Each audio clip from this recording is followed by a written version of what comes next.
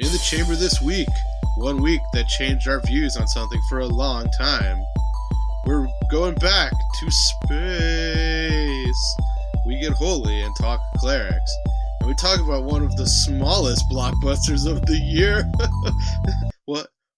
Oh, that joke's been made before? Oh. Well, we're gonna roll with it. Plus, tangents will be had. Garbage kids will be introduced. Wackiness will ensue. All this and more on Fandom Roulette. Hey everyone, welcome back to Fandom Roulette. This is Joe. And I'm Cody. And of course on Fandom Roulette, we explore all of the different facets and myriad of nerdy things, including history, video games, RPGs, and whatever nerdy things we want to talk about. So Cody, what nerdy stuff have you been up to this week? Wow, that was like the greatest opening, like, here's what we do thing that you've ever done. Thank you. I was trying to figure out where to like organically place it in there, and then I was like, never mind organically. I'm just gonna go for it. Yeah. I mean, so nerdy stuff I've been up to. Well, besides the staple, if any of you have been with us before, you know that I'm probably going to talk about it in one of these sections. What? Yeah, right? I finished the Kingdom Hearts Chain of Memories and 365 divided by 2 because naming conventions aren't a thing for Kingdom Hearts. So I'm really excited to push forward on the Kingdom Hearts franchise. Nice. And... So you're not going to walk away? Oh. Every time, man. Every time. They know what they did. They know people know what they walked into. Yeah, that is true. They clicked on the link. They clicked that download. Please download, rate, review, and subscribe. Anyways. So what have you been up to, my dude? Oh, hey Cody. Yeah. In a shocking twist. The one big nerdy thing I did this weekend is something we are going to be talking about later. I know, up is down. Left is right. Left is right. Cats and dogs living together. Mass hysteria. That, in case you guys were wondering, that was a quote from the hit film Ghostbusters.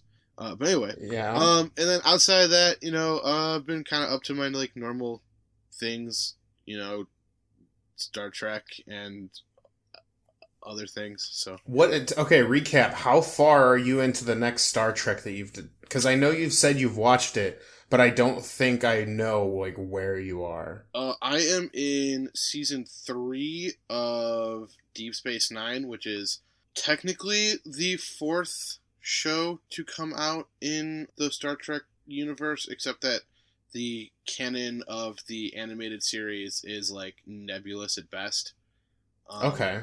Yeah, so like, I guess for most people it's the 3rd series, but there was an animated series that happened in between Cancellation and the movie in the 70s.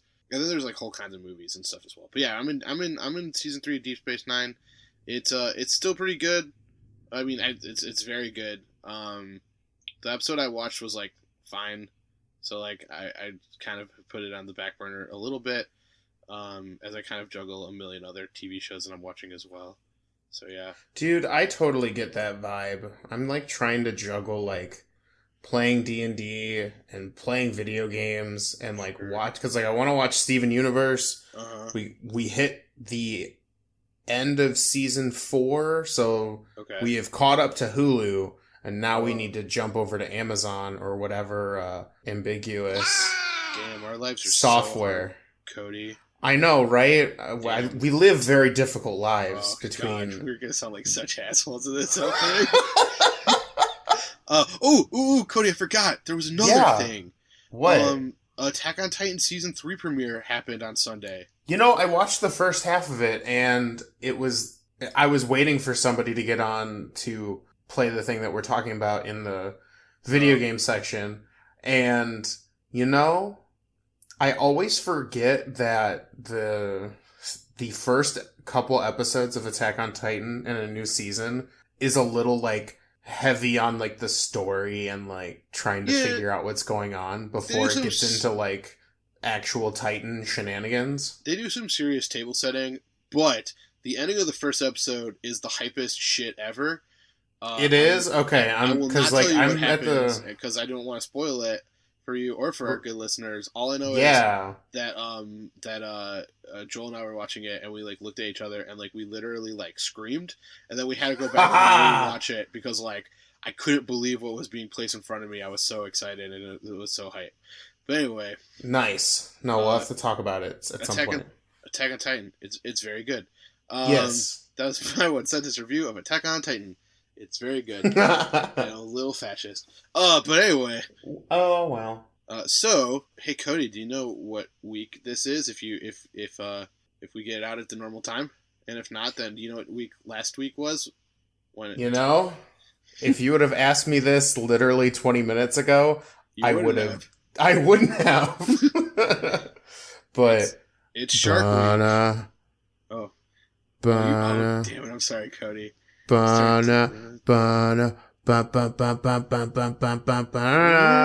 Shark Week. It's Shark Week. I'm sorry, I stepped on you. I didn't realize you were gonna do the Jaws bit. You know what? It's all right. I'm okay. I needed to be put in my audio place. No. I'm sorry because like you were going for a bit, and I'm very excited. But anyways, the evolution of Fandom Roulette. I would have never done this like episode 1. That is true. But anyways, so we're talking about Shark Week, huh? We're talking about Shark Week, Cody. So I'm excited. What do you know about sharks, Cody? What I know personally is I have a like irrational fear of like knowing that they're near me. Okay. Hey, you know what? That's a perfect segue. Yeah. Because basically, like before 1916, like most people didn't pay sharks like a second thought, really. Like, in fact, I don't think a lot of people like knew who knew a lot about sharks. So like they were kind of unknown. They kind of like knew a little bit about movement patterns. They knew that people didn't go too close into like to the shore, and people didn't quite like them because like they were eating like food fish. Okay. They were just kind of eating fish. Yeah. And like to the point too where like some people thought of them as like sea monsters or sea wolves. That is an accurate depiction of sharks. Sea wolves. Yeah, well, I mean, they kind of are, but like most people didn't leave them any like second guesses because like shark attacks are pretty rare, all things considered. I think there's like a 1 in very high % chance that it would actually happen. But in 1916, on the Jersey Shore, within basically a week, there were 5 shark attacks within a week. After a GTL? So, these, of course, were Charles Van Sant, who was a son of a Philadelphia businessman. They were able to pull him ashore, but he bled to death pretty quick. Yikes. About 5 days later, and 45 miles to the north, a young man named Charles Brunder met a similar fate. And then, a couple people 30 miles north of that point even, a couple other people were attacked. Now, the last victim was a guy named Joseph Dunn, and he was actually pretty lucky because he was able to survive the shark attack. Nice. Now, here is the thing. Right. This was a pretty shocking thing for a lot of people. Sure. We actually have a headline, or we have images of man-eating sharks, a variety which experts infest the Atlantic. Things like that. So people were like rightly pretty scared of this. But here's the thing: by the end of 1916, people were like so scared of sharks that they were like going out and shark hunting. Right? It was a pretty. That seems a bit scary thing. And these attacks actually, in theory, inspired the novel Jaws, and then of course the Steven Spielberg blockbuster. They took cues and kind of showed the reaction in that small town that was very similar to the shark attacks during this time. Now, the best theory about this is that, like a lot of other animals, there's a chance that there was probably something wrong with the shark, because sharks don't tend to, like I said, swim that far inland, nor do they, attack humans all that often. It's very rare for a shark to attack a human. So except for the movies, much like rogue, like lions or other animals, there might have been something wrong with it. But yeah, sure. All we know is that. Oh, and then of course, people were convinced that it was because there were not enough fish for the sharks to eat, so they were looking for a more delicious prey. Man, but that probably wasn't accurate either. So. I would assume that for an animal, man must be the most delicious meal, and not for its taste, but for what it resembles. Oh God. Oh boy. Well, that was fun. The most dangerous game. And so eventually the shark was caught, although, hey, we don't know if it was actually the same shark that attacked the humans. Isn't that the plot hook / ending to Jaws 1? And of course, like, the news media reported that in the shark they caught, they found human remains, but who knows if that was actually accurate. But it did kind of help to stop the people from being scared. And the press did identify it as a great white shark. Sure. Now, one last thing. While the author Peter Benchley did claim that he did not look at these shark attacks as an example, or when he was writing his book, it is said that they did a good job at capturing the emotions of a shark attack. Like, people were putting up big fences along their beaches. People were afraid to go swimming and go into the water and things like that, lest the scary shark attack them. So, even if he didn't necessarily look to this, he did capture the national mood of how people reacted to shark attacks. So yeah, do you have any questions for me, Cody? This is like a little bit on the shorter side, but I thought it was a neat story, and I wanted it to coincide with Shark Week. Yeah! Yay. So, I have a couple. I'm going to start with my first one. Did you get a bigger boat for this whole bit? I knew it was coming. Yeah. Also, my second question, and this is a real one, because something you said earlier, and it'll probably pick up for the audience, but I don't know if you heard me, but it's strangely convenient that what happened in the actual shark attacks, where they just kind of found a shark, and it had human bits in it, so they're like, cool, but like, it might have been another shark, is also the same plot hook / end to Jaws 1. Oh, yeah. So what do you think? Do you think it's a hoax, a conspiracy? I will say, I mean, we know the attacks definitely happened. To draw an aside, there was an episode of the television program Parks and Rec where, a representative said they didn't, care if it was the actual, possum. They just wanted to take care of a possum. So if people see, oh, hey, we saw, this guy, being attacked or things like that, just the idea that, oh, well, we got it, probably did a number to calm people down, but who knows? Yeah. Yeah. Definitely. Go on. No, go ahead. It's probably realistically kind of just placated the situation, even though the real shark probably is still, or at least lived its life. Sure. Yeah, like I said, we really have no way of knowing, but once again, it was just something to kind of get people less back on the beaches. Afraid. Yeah, exactly. So yeah. And then one last thing, of course, Jaws is considered the first modern day blockbuster.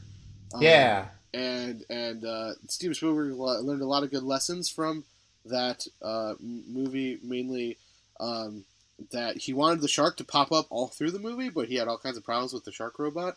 So he was like, instead, I'm going to build Silent Menace, and I think he learned a valuable lesson that he used in all of his movies. So Spielberg's a good film director. Not to get off the history section, but yeah. Woo! But yeah, that's the story of the shark attack that kind of created the first national panic regarding sharks, and I think that it really did. Like I said in the intro, kind of like tongue in cheek, I really do think it kind of changed our perception and our relationships with sharks from kind of that point forward, because now they've become something that we are fearful of, and not necessarily the facts don't necessarily add up to our fear of them. Yeah. If that makes sense. Which is like, don't get me wrong, I understand why people are afraid of them. They're big, scary, they have teeth, and they never run out of teeth, and yeah, all that stuff. So also Jaws, I think that movie did it for me. I'm pretty sure my first, I guess you'd call it a viewing of Jaws, is like I like walked into the living room and my parents were watching it, and like I caught the literal worst time where the shark comes out and like fucking gets someone. Oh, yeah. And that just like that stuck real hard, and I was like, nope, water's bad. Yep. Well, I mean, hey, the phrase was "Don't go into the water," or the tagline was "Don't go into the water." So they succeeded. That's true. I didn't. I heard stories that people were afraid to go into their like bathtubs after that, but I had heard that too. So I guess that's effective filmmaking right there. It's true. Yeah. So that's history. From well, from boats and ships to spaceships. Whoa. We go to the video game section. That was a seamless transition. Was that hot? Ooh, yeah, ooh. Oh, hey, who's that? Yes, hello. My name is That's a really offensive French accent, man. How you say? My name is Henri. I'm a tailor. I make the clothing that the people wear. Oh, hey, nice to meet you, Henri. What's going on? Joe, I just had to compliment you on that seamless transition that you and Cody just did. Well, that was like more Cody than me. It's like, hey, Cody. Yes. Was a seamless transition. Thank you. I appreciate that, sir. You said it was Henry, right? Oui, Henri. Where do you hail from originally? I hail from Quebec. Oh, damn it. I was hoping for the Upper West Side for that deep cut. Oh, damn it. Well, that would have been 2 Ghostbusters references in one episode. I screwed the pooch. It's out. You know what? Damn it. I like Henry though. Okay. From Quebec, is that what you said? Oui, Quebec. All right. Is this the French part of Canada? Yeah. I mean, I don't know that. I'm gonna agree with you. Oui, this is why. If you go to Canada, there's French on all the signs throughout the country. Oui. Okay. Oui. I believe Joe is losing the accent. I mean, I believe I'm losing the accent. So I'm going to go back and I'm going to go work. I'm making all of the flyest fashions for you to wear during the podcast. No? Well, hey, Henri, like I told you like so many times, like this is like an audio medium. No one can see what we're... Oui, but they will know that you are fantastic. Cause, okay, I guess I can't argue with that, Henri. Cool. Closed door. Hey. I especially like your door that just yells closed. Yeah, it's weird. They warned me about it at the door store. Yeah. They're like, this door is kind of... Ye old door store. Yeah, it's like, this one's kind of weird, Joe, because like, it doesn't actually make a closing sound. It just says close. And I was like, oh, so like, and they're like, yeah, it's weird. Like, we don't understand what's up with it. And I was like, that's cool. It's like, is there a discount? They're like, no, we're actually going to charge you like 30% more. And I was like, oh, that doesn't sound very fair. And they're like, okay, how about 20% more? I'm like, that's a deal. Okay. So anyway, that was a bit. It was a bit. I'll give you that. It was a bit. Yeah. Oh, so, I'm back. So how did you even get here? The door didn't open. No, get him out of here. Well, I got Joe, video games to talk about. You see Joe's door. It opens, but it does not make any sound when it opens, but it says close. Oh, that doesn't make any sense, Henri. Oh, yes, I know. Hey, Cody, what are you going to be talking about now, my friend? I'm going to be talking about a game that I briefly... I guess... Yeah, briefly is a word for it. We like I talked about a game last year, what? and I'm gonna talk about it again. Is this our first callback? Yeah, boy! oh boy. Have fun editing that one, my friend. Oh man, you blew it. I mean, Anyways, here's the thing. It didn't even go into yellow, so... It's true.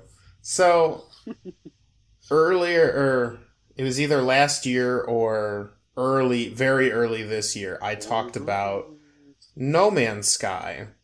What? That game that was bad? Yes, that game that was bad by Hello Games. Goodbye games. How many people made that joke before?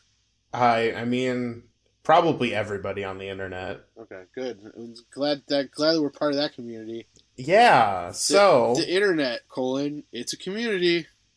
Right, so if you're listening to this the day this comes out, yesterday, or not yesterday, it would have been Tuesday, No Man's Sky just released they called it No Man's Sky Next. It's their next biggest update. And the reason I wanted to talk about it is... No Man's Sky. One, it's on sale right now on Steam for like $30. And it's half off right now. That's not a lot of bucks. No, not as much as it normally is. Yeah.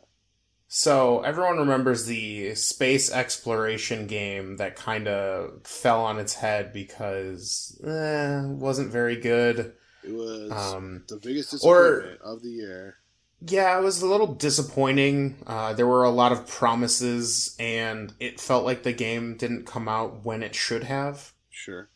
So 2 years later, I can calmly say that I feel like with this big old patch, and I'll kind of go over like why it's so huge, kind of makes up and kind of puts it back on the radar for me for a game that I'm probably going to play a lot of.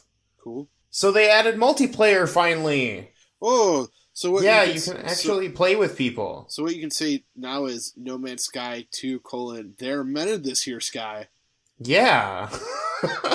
Yeah, I knew that was Last night I played for about 5-ish hours. Whoa. With a buddy of mine.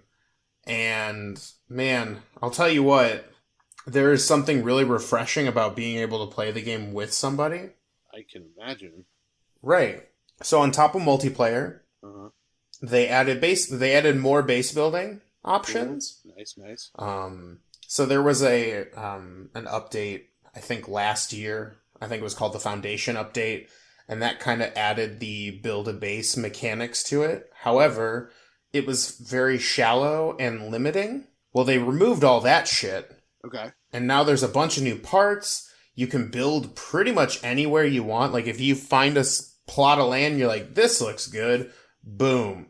You can build your base there. There's no more of this like looking around for a certain spot on the planet. They also added a bunch of new items and increased the limit of the amount of building blocks you're allowed to place in one area by some substantial amount. I don't think anyone's hit it yet from what I've been reading online today.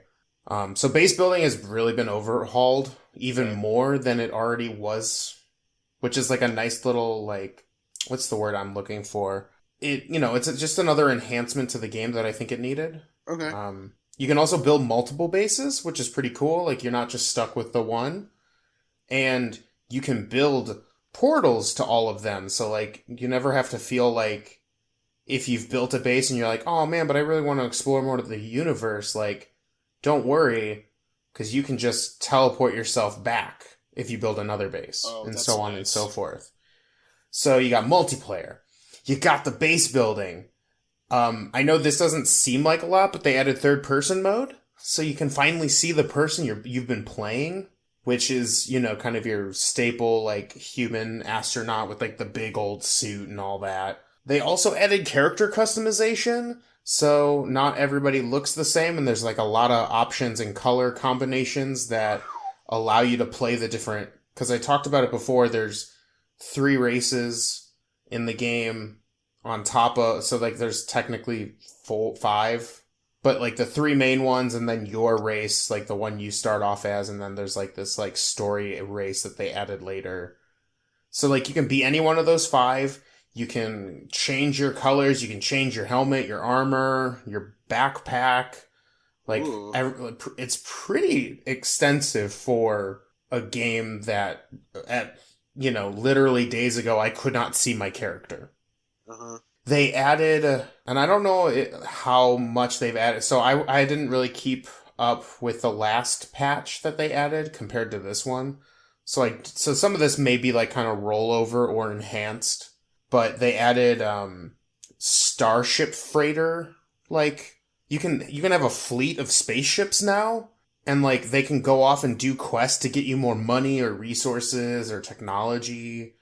And there's a bunch of more missions. They changed the intro of the game so they can actually like teach you how to play the game instead of just being like, haha, fucking figure it out, and just leave you on a cold, barren planet to die on. Well, that's nice of them. Yeah, the intro, and they did a better job at seamlessly putting you into like their Atlas story where it's like, hey, there's this, you don't know who you are. I guess it's, the common trope. You have amnesia, and then someone from the stars is calling for you, and you go off and you try to find them, and then you figure out, the world kind of opens up from there.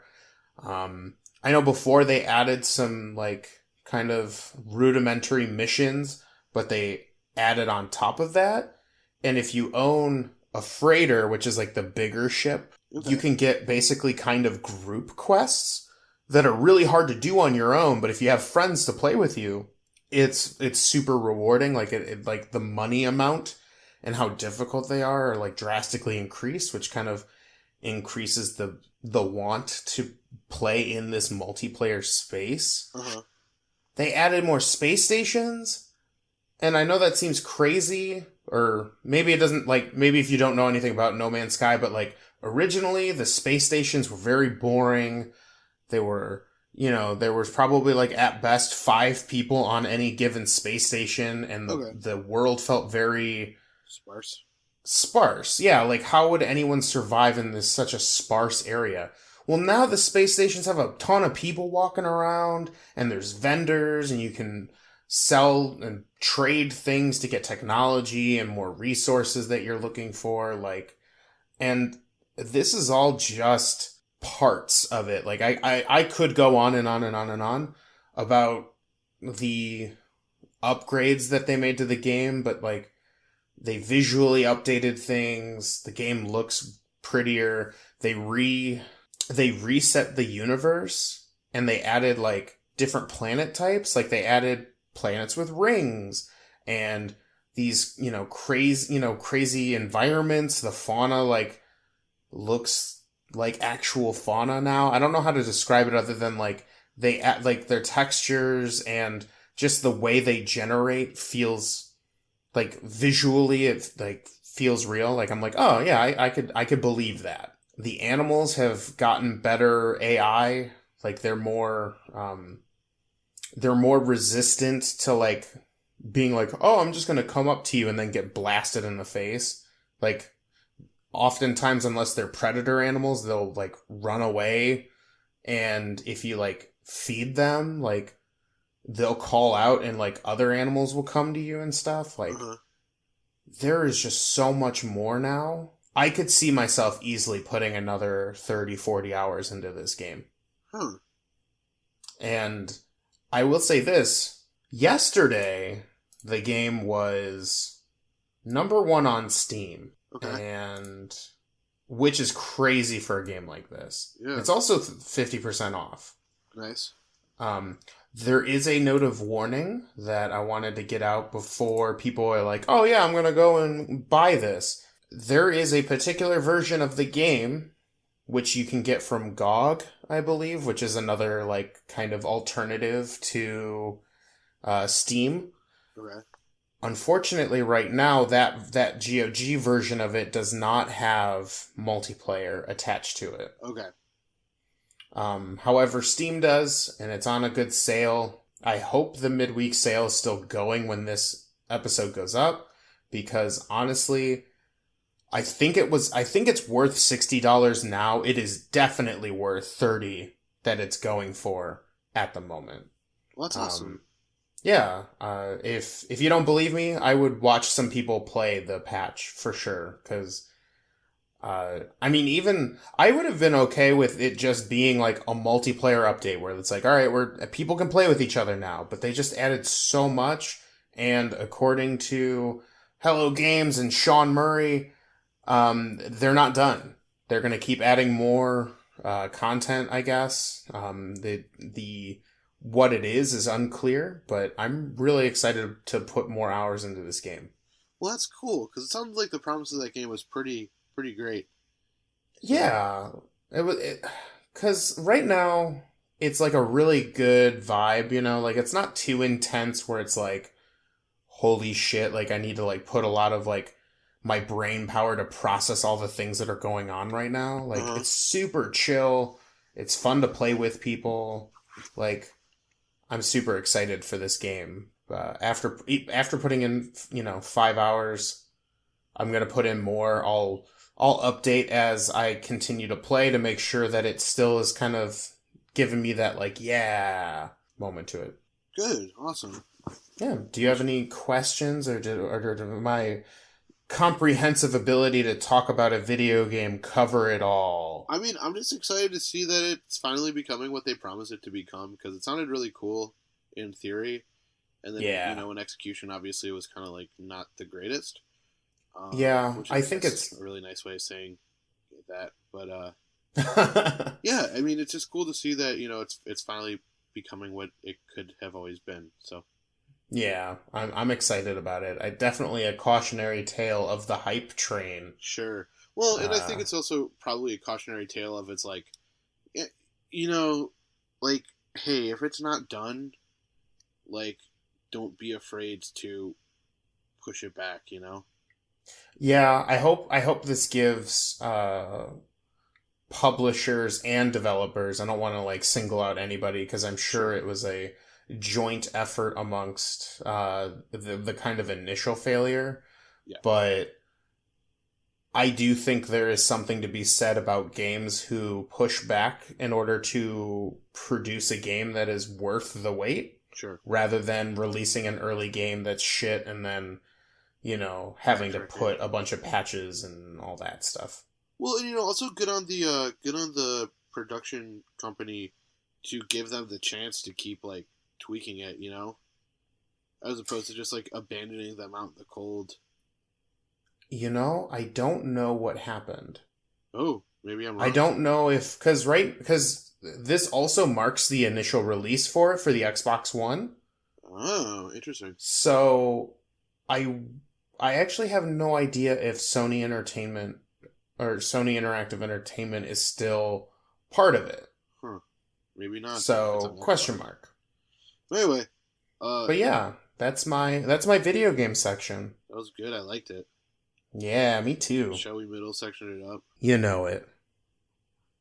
Hey there, coming down the street, it's middle section. It's look pretty neat. Hey there, hey, he's nice. It's time to learn about all of our social media. That didn't rhyme.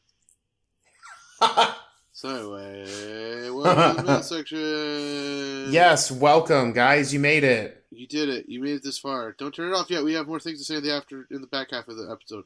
But it's anyway, true. This is the middle section. Yeah. Sorry, my headphones are being a little wonky today. No, you're good.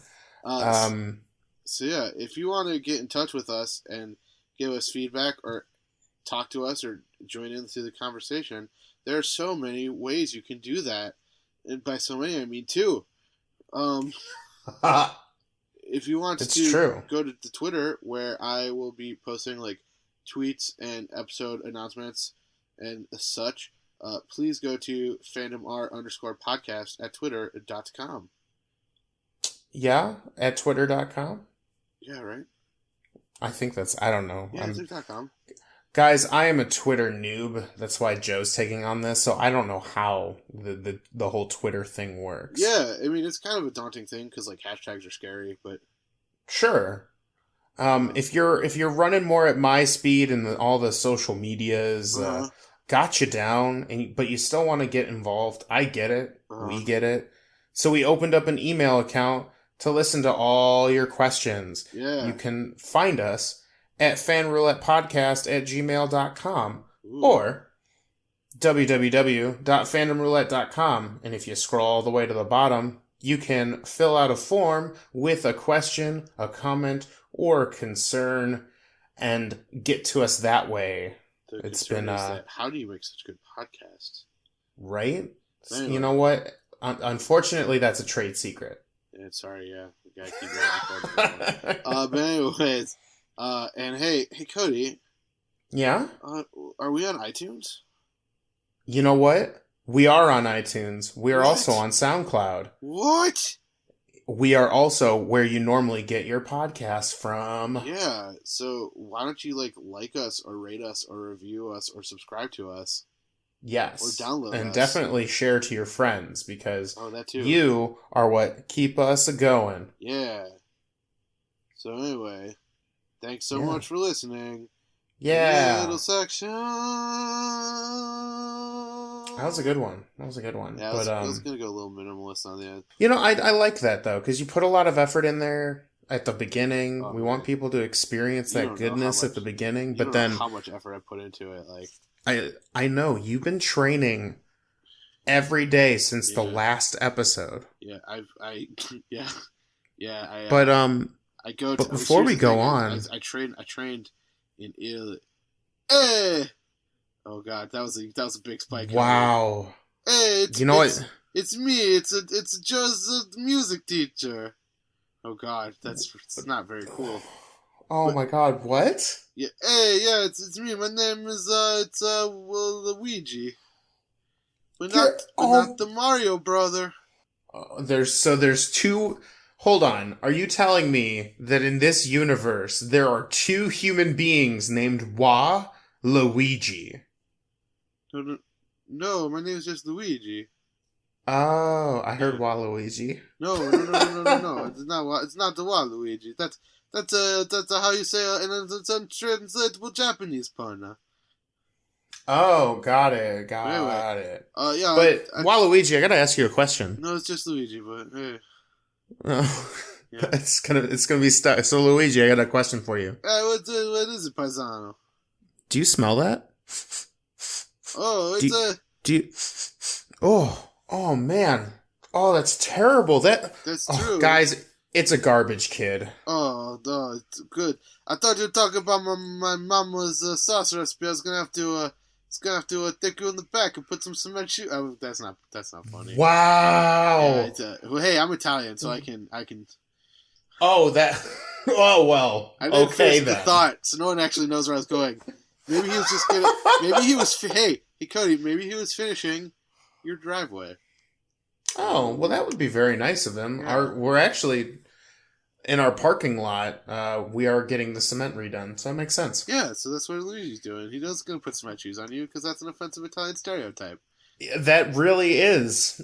So anyway, hey guys, Cody, look who it is. Beyond kid. all this. So anyway, we got the garbage kid. Hey, do you know that there's a book out there, Cody? It's called Xanathar's Guide to Everything.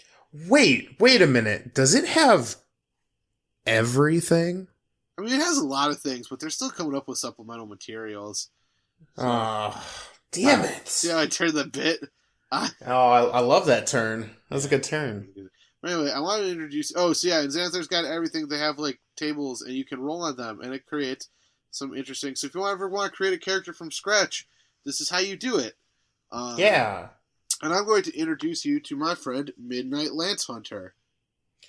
Midnight Lance Hunter? Yeah, Midnight Lance Hunter is Dragonborn, and they're friendly, but they're also neutral evil. They're a fighter, but they were also previously a criminal. They knew who their parents were or are. They were born on a boat or a ship. They were an only child, and they were raised by a single father or stepfather because their mother died in a bizarre event, such as being hit by a meteorite, struck down by an angry god, or killed by a hatching slod egg, right? Wow, that's rough. That last one, Have you read about being killed by a hatching slod egg? No, is it bad? Is it acidy? Oh, it's like alien shit, man. Ooh. Those chest salads, man, bursters. they're dangerous. Yeah. So anyway, they lived a modest lifestyle, but they lived in a large house, so piece that one out. Nice. Others saw them as being different or strange, so they had few companions. Okay. They became a criminal because they left home and found a place in the Thieves Guild or some other criminal organization. Nice. And they became a father because, they became a fighter because horrible monsters descended on their community, killing someone they loved. They took up arms to destroy those creatures and others of a similar nature. So they very cool. They do have a heraldic sign, which is a phoenix in a ring of fire, an expression of an indomitable spirit. Yes. Their instructor was a person from the City Watch, so crowd control and peacekeeping are their instructor's specialities, and their fighting style is brutal, so their attacks rain down like hammer blows meant to splinter bone or send blood flying. And they're 21 to 30 years old, and they had 4 life events. So that's pretty good. Fought in a battle, and they were badly injured in the fight, so they still bear the awful scars of those wounds.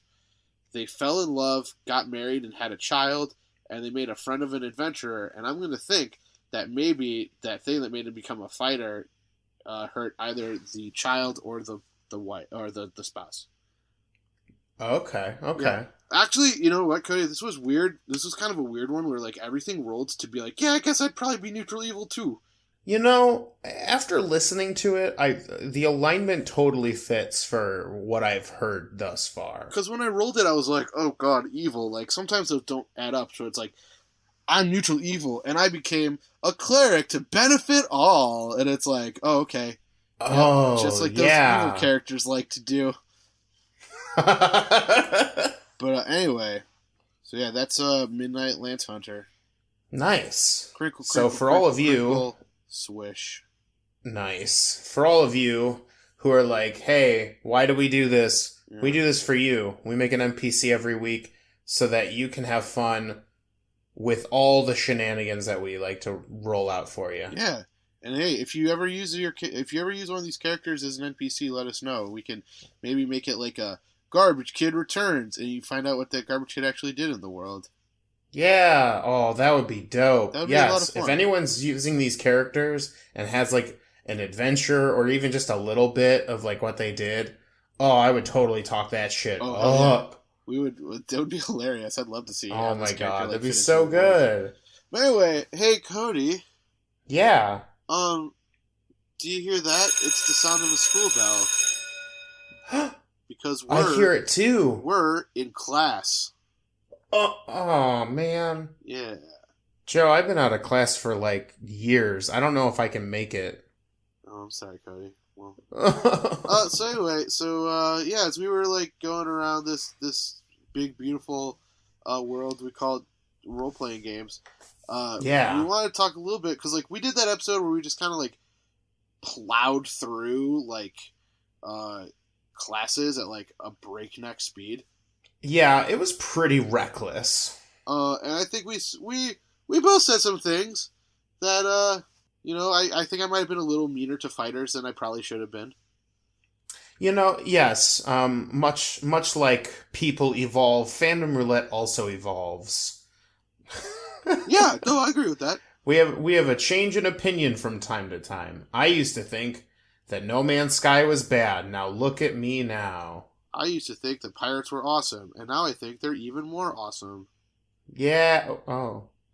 Like, yeah. Here's the thing. It's like, because like when we did that episode, there were like a couple of classes that I had never even considered playing, and then like we were doing like a one shot, and so I was like, I think I might have previously said, or if not, I had definitely thought that Monk might have been a little too complicated for me.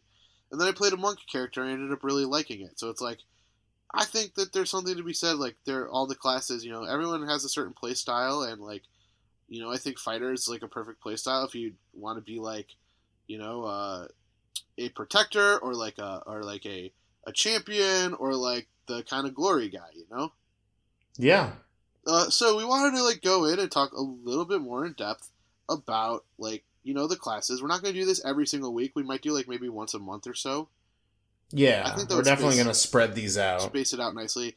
And like at the moment, in terms of like D&D, 5th edition, I have played 1, 2, 3, 4 of the original classes. And who knows, by the next time, maybe I'll try out other ones if we like run more one-shots or things like that. So, I think I've been DMing so much. I think I've only played like 4 of the default classes. Yeah, well, I mean, I've only played like I had only played 5th edition for the first time like a year and a half ago when we started our campaign. Yeah. So, but yeah, anyway. So this week we're going to be talking about a class that is pretty near and dear to my heart, Cleric. Yeah! So, to give you guys a little overview from it, so Clerics are basically like priests, basically. And I would say... Yes. They are... Yeah, no, that's good. Yeah. Priests or just general people blessed and or touched by the gods. Yeah. Or God, depends on your game. Sure. And so priests, or clerics rather, I'm going to say priests for the rest of the episode now. That's going to be embarrassing. And that's going to be weird because I'm going to say clerics. Yeah, and then people are going to be like, what the hell are these two talking about? So clerics are kind of designed to be something of like a... If you like read through like the rule books and things like that, they're kind of designed to be like midway between like a spellcaster and like a power fighter. Yeah. Like they have proficiency in like good armor. They tend to be pretty strong. They get pretty decent HP boosts per level. And then they get a number of spells. Like, are you going to get the same number of spells as like a purely magic class? No. But you're going to get some pretty cool spells.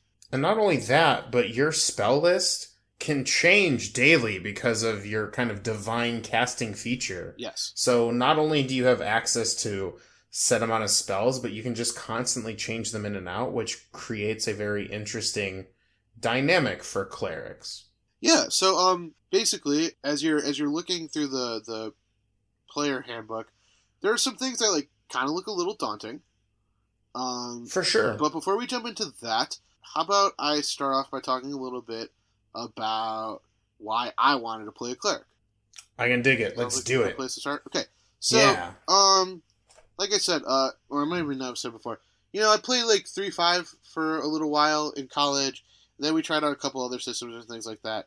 And I was always really kind of scared to be a spellcaster because, it was kind of scary because it looked, at least to me, like you needed like a PhD in math to like be a good spellcaster, right? And then as I was looking at the 5th edition book, like, it didn't look like spellcasting was too incredibly difficult. It seems like they simplified it a little bit.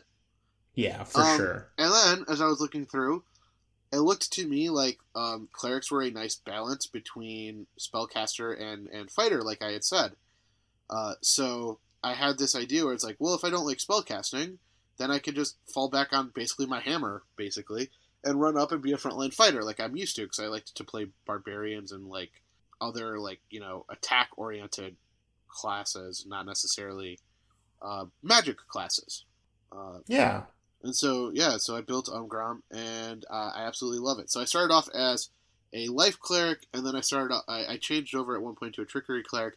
But I think one of the coolest things about clerics, and this is true for a lot of classes, but clerics have a lot of potential ways you can play them.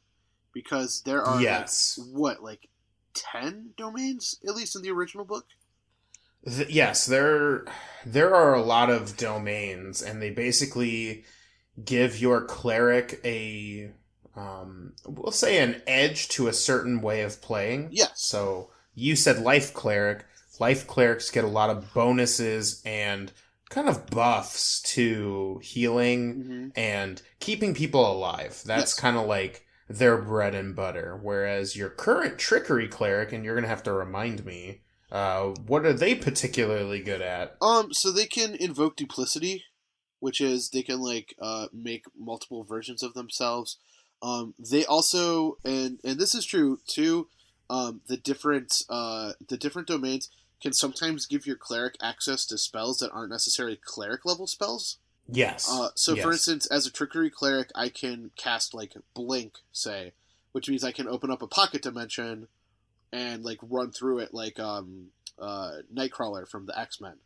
Yeah. And that's not something, or like I can do charm person or like disguise self. Like these are not spells that a cleric has regular access to, but as a trickery cleric, I get access to these kind of different spells, as well as the holy spells that I'm entitled to on my class list. So Yeah. I believe at least in the life domain, that was not quite as true. I'm going to be honest with you. In terms of domains, there are so many for the cleric that it's hard to keep up. But yeah, because clerics are typically healing specific anyways, like they have access to a lot of holy spells, which in turn kind of become like, oh, they're healing spells. Yeah. Yeah, life clerics get more buffs in the actual like the text in their class rather than like the expanded spell list. Yeah, so like they become like the best healers basically.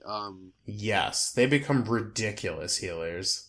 And so yeah, and then like another thing I wanted to talk about before we kind of like dive into like your little bit of section. Yeah. Where I knew you're gonna like ask some questions of me, and I might ask some questions of you and things like that. I think that there is, and once again, I could be speaking out of turn. Okay, how about this? From my perspective, I always kind of had a stigma about clerics, where it was like, I felt like playing a cleric meant that you kind of ended up being like a wet blanket-ish character, right? Because you're like, okay, I see what you're saying, but and it's like, oh, I worship the gods, and it's like, hey, everyone come together and let's like pray before like we rush into battle or things like that. Right. It's like dumb tropey hang-ups that like media has taught us, things like that. Right. But I wanted to play a character that was kind of like out of the ordinary, and I think that was before I knew that there were so many different play styles of cleric. Yes. Because I think like everyone's just kind of like the joke is, oh, clerics like run in and heal, run in and heal, run in and heal, Yeah, and you get those tropes a lot from video games and sure. kind of pop culture references to clerics and things like that. My goal was always to play like a cleric that was a little out of the ordinary. So like I always had this idea of like a criminal cleric with like like sleeve tats from like his criminal days and things like that. Yeah. And I wanted my character too to be like really like kind of fun and funny. So I asked you straight up, like because you had built your own pantheon of gods, like who would be a good god for a life cleric who was also kind of like a fun, easygoing thing? And you said Gustav, and I was kind of sold immediately. Gustav, for those at home, is kind of like Cody's version of like Dionysus or Bacchus from Greek and Roman mythology. Okay. And so yeah, I always kind of wanted to play a cleric that wasn't necessarily like, oh, I wear like robes and like demand everyone praise, or like am shocked at like the way that the world works around me. Like I always wanted him to be kind of like, hey, I pray and I worship the gods, but I'm still here to have like a good time, Yeah. But anyway, yeah. So what are your thoughts on cleric, Cody? Well, I think clerics are, from a DM's perspective, they can be a really easy way to kind of guide DMs into how you should handle people who play clerics. Sure. But also it could be a little daunting for new DMs to be like, oh, you mean I have to like, oh, the gods and all that. Personally, my take on I love clerics. I think they're super fun. Like I like their kits. Like I've played with three clerics, and I have played my own cleric, and none of them played the same, and I love that about the class. Isn't that even though, even though they are holy magic, channel divinity, get the gods on your side, all four of them played very different. Like you've got a very jovial cleric who's more into like laughter and good times, and I played a death cleric in another campaign, so my character was more about making sure things that were dead stayed dead. So he was a little grim, he was a little grimmer, darker. And then I had a thunder cleric who worshipped a dragon god, and so he was just kind of like you know, it was almost like this mighty conquest whenever he'd run into things, and he would get bonuses to his lightning spells. So he would always cast like these thunder based spells. So it always felt really like thematic, and it's super cool because all of them played very differently from each other. And I think they're super fun. One thing, and I think this is gonna, for these kind of class talks, this is gonna be like my little bit, is what should the DM consider when a player comes up to them and goes, hey, I want to play a cleric? Let's do it, yeah. What do you consider? So the things that I considered when I was thinking like, oh, someone's going to play a cleric, I'm like, well, you should at least have, maybe not necessarily, you don't need a cemented idea, but you should have an idea of how gods and religion work in your D&D 5th edition campaign. Okay. And it can be, and I say this with the caveat that, like, everything can be so different. Like, my game will probably work very different from, you know, your game. Sure. Or somebody else's game who's listening. Yeah. My gods kind of have this, they don't necessarily interfere in the way that they do in typical fantasy where, like, you know, the clouds open up and, like, something happens. It's like, that's what clerics are for. Or you, like, meet the wise-old fisherman who, like, secretly was the god in disguise or whatever. Right. So that doesn't typically happen. For reasons in my campaigns, the gods are kind of not unable, but have rules against intervening in the material plane so haphazardly like that, like just jumping down in and being like, hey, I'm gonna fuck shit up. Ooh. Because there's order for the gods. They follow a set rules and they have like a hierarchy, and there's a lot of bureaucracy in my sort of god universe. So clerics are those are the miracles. Those are like when people are like, oh, I need a miracle, our town is being plagued. Like, that's when the cleric shows up. Uh-huh. So the clerics in my campaign should feel like miracle workers or these very special people. Okay. And so that kind of goes along with how, and this is something that I also considered, was like, how do the gods interact? You know, do you have dreams? Do you pray and they answer? How do they answer? Do they give you cryptic riddles or visions, or do they just come out and say what they want to say? Mm-hmm. Do all gods interact with each other the same way? Does my god of war do the same stuff that my god of hope would do? Sure. Probably not in my campaign. I'd like mine to have a little character, a little differences. Like, they're not just all like, you know, these glowing figures of white that just kind of look down at the fantasy realm.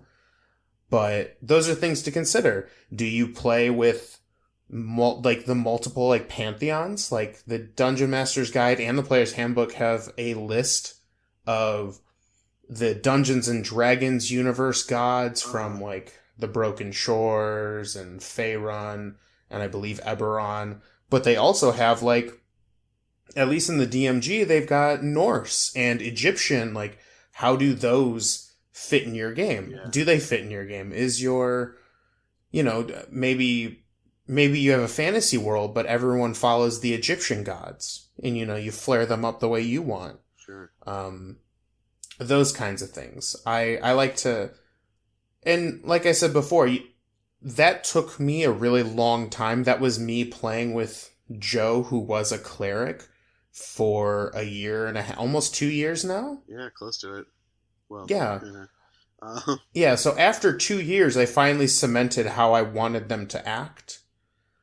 And also being able to let the players decide is also a good option. Like, because when you ask, like, what kind of god would have fit your role, if I didn't have Gustav there, I would have wanted you to make a Gustav or something similar to that. So also being willing to, if your players aren't super cool on your gods or your god, if you want to play that route, letting them come up with their own gods, or maybe even if they're not super keen on how the people worship that god, maybe they're from a different sect of that religion, you know? Maybe the god of hope, you know, you'd think, oh, they're very like, you know, go around creating miracles, feeding the hungry, healing the sick and wounded. Maybe there's a sect of them that are like warriors that are like, we have to instill hope by being the warriors that humanity needs. Yeah. You know, there are definitely different ways to play that, and you should consider that if someone's like, hey, I want to be a cleric, because those 9 times out of 10 will come up. Now, I have a quick question. 2 quick questions for you. Yeah. Correct me if I'm wrong, but was that one of the first times you had a person long-term play a cleric? Yes. I remember you mentioning that to me because, like, you had not really put a lot of thought into how religion in your world worked. So it was kind of cool because I got to help shape it a little bit. Yeah. So a lot of the things that you wanted to do and stuff really did end up shaping how I run gods in my kind of new enhanced Basal 2.0. And then my second question is, now, like, so the gods represent different things, right? They represent like life, knowledge, war, trickery, etc., etc., etc. Yeah, you could do the domains. And at one point, our paladin did something that kind of went against her goddess's wishes. And you had a dream sequence where you put her on trial. Yes. Do you have, and, you know, if the answer is no, and it could vary based on the gods as well, do you kind of have, like, in your mind, like, a line, like a crossing line for, like, let's say Umgrom did something real bad, it fucked up real bad, like, do you have your own, like, god-specific set of rules, or do you just kind of judge it in the moment, like, I don't know if Gustav would be okay with that decision, or do you have, like, a definitive, like, okay, that's not cool, like... I mean, so that's actually a really good question. I mean, I have some general things, like if you do something small, like you steal a thing of gold from somebody, or maybe you set somebody down the wrong path, or I probably, at least for me, I don't think that's a big enough thing to do as a cleric to just be like, the gods do not like that, stop it. But I mean, there are things, I have certain lines, like murder is one of them. That's fair. You know, really downright despicable things. And you mentioned I put one of our players on trial because while she might not have realized it, her actions got somebody innocent murdered. Yes. And so it was one of those, like, I don't think anything was going to happen, like, mechanically from that, but it's definitely one of those, like, hey, you know, there's a reason why you worship this god, and your god is going to turn their back on you if you continue to do these things that they, you know, that they abhor. That makes perfect sense to me, so. Yeah.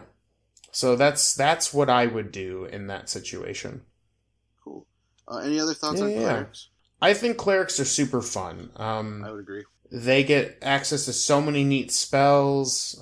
Depending on which cleric you are, you get access to a lot of cool channeling divinities, like channeling your god to do things like shoot lightning or create a copy of yourself, or they're just super cool. I know there's kind of there can be a stigma of like, oh, I gotta be the goody two shoes wet blanket kind of scenario, but I don't think that's always the case. I think even in mythology that I have seen before, like there are gods that are, you know, lean towards neutral or even evil, you know? You've got, you know, there's heaven and hell, there's Zeus and Hades, you know, there's all sorts of like good versus evil mentalities in, you know, either religions or mythologies or even just fantasy in general.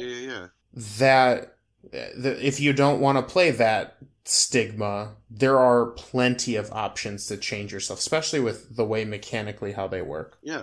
And then if I could throw in a final thought real quick.